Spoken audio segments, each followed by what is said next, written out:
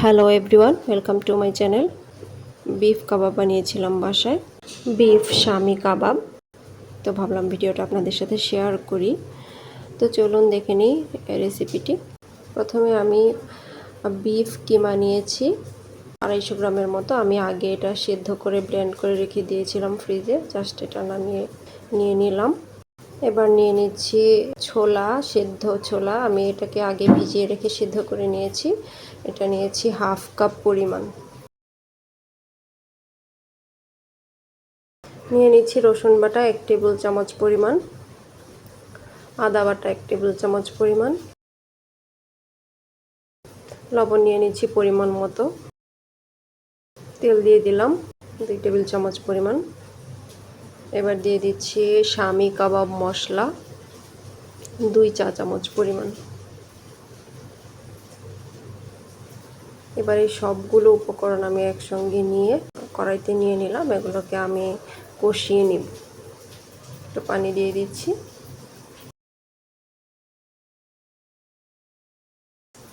বিফটা deep হয়ে আছে, তাই এরকম শক্ত হয়ে আছে।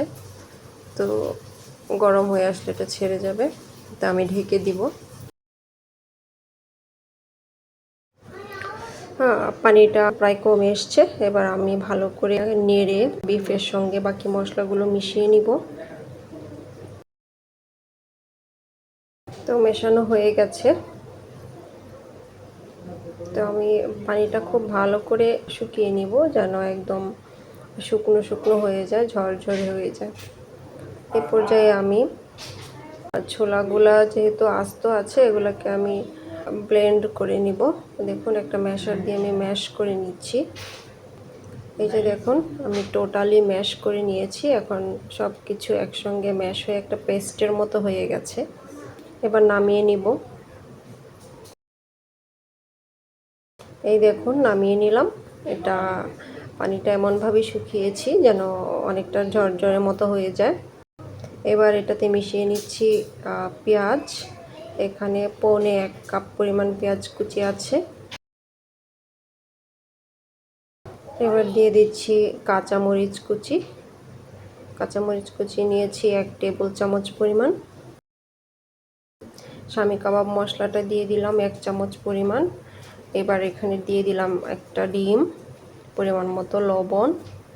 এবার এগুলো খুব ভালো করে আমাকে মেখে নিতে হবে।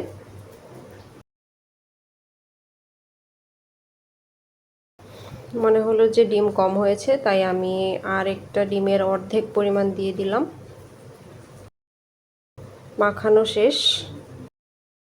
এবার ভাজার পালা। আমি একটা তাওয়া বসিয়ে নিয়েছি।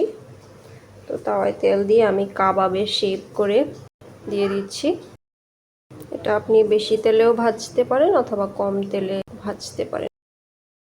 মোটামুটি ভাজা শেষ। উপর নিচ একটু ব্রাউন ব্রাউন করে ভেজেছি আমি। এবার পরিবেশনের পালা। দেখুন, কাবাবগুলো দেখতে যেমন সুন্দর হয়েছে, খেতেও ভালো হয়েছে। তো ভিউয়ার্স, রেসিপিটি ভালো লেগে থাকলে অবশ্যই বাসায় ট্রাই করবেন এবং আমার চ্যানেলটি সাবস্ক্রাইব করবেন। Thank you.